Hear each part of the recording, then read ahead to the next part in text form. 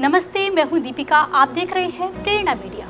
आप सभी को संत ज्ञानेश्वर जयंती की बहुत बहुत शुभकामनाएं। आज हम आपके लिए लाए हैं संत ज्ञानेश्वर जी के जीवन से जुड़ी एक अत्यंत रोचक कथा।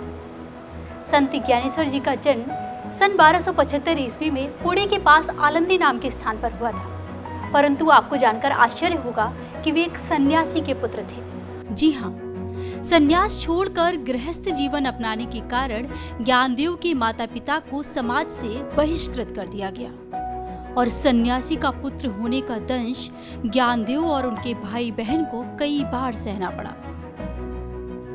परंतु ज्ञानदेव के ज्ञान और चमत्कारिक शक्ति के कारण लोग उनके अनुयायी बनते गए।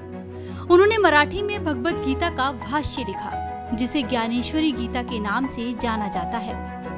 उसी समय ताप्ती नदी के तट पर चांगदेव नाम के एक योगी रहते थे। उन्होंने कई वर्षों तक हिमालय पर जाकर तपस्या की थी। उन्हें कई सिद्धियां प्राप्त थी। इसका अनुमान आप इस बात से लगा सकते हैं कि वे तब 1400 वर्ष के थे, यानी वे कई बार मौत को मात दे चुके थे। उन्होंने जब संत ज्ञानेश्वर जी के बारे में सुना तो मिलने की उत्कंठा जागी। उन्होंने अपने शिष्य से संत ज्ञानेश्वर तक एक पत्र भेजने की बात सोची, परंतु काफी सोचने विचारने के बाद भी वह पत्र पर एक शब्द भी न लिख सके। वे सोचते कि वे संत ज्ञानेश्वर को क्या कहकर संबोधित करें। तीर्थ स्वरूप लिखूं तो सोचते मैं तो 1400 वर्ष का हूँ, वे काफी छोटे हैं। ये चिरंजीव लिखूं तो सोचते वे काफी ज्ञानवान हैं। इसी उधेड़ बुन में वे कुछ भी न लिख सके। थक हार कर उन्होंने कोरा पत्र ही लिफाफे में बंद किया और अपने शिष्य को पकड़ा दिया।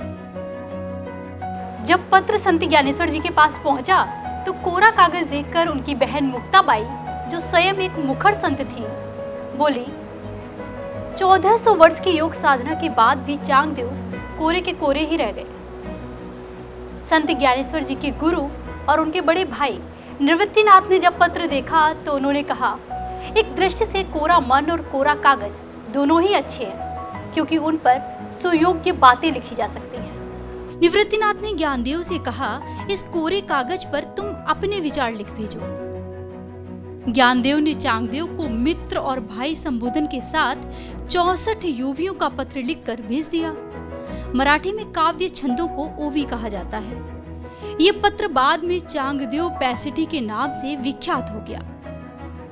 पत्र पढ़कर चांगदेव अत्यंत प्रसन्न हुए और वे ज्ञानदेव के दर्शन के लिए लालायित हो उठे। परंतु वे अहंकार में आकर अपनी शक्तियों का दिखावा करना चाहते थे।